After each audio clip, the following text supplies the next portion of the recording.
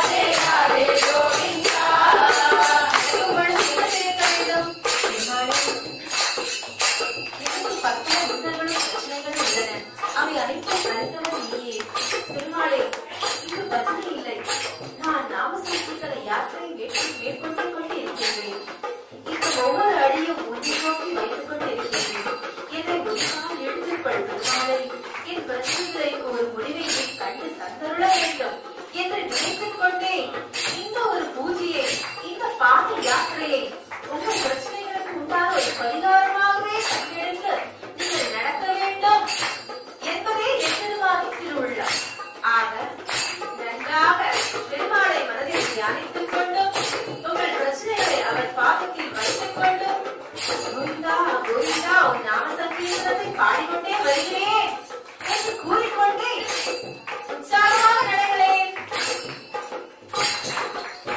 Radhe Radhe Radhe Radhe Radhe Govinda, Radhe Radhe Radhe Radhe Radhe Govinda, Radhe Radhe Radhe Radhe Radhe Govinda, Radhe Radhe Radhe Radhe Radhe Govinda, Radhe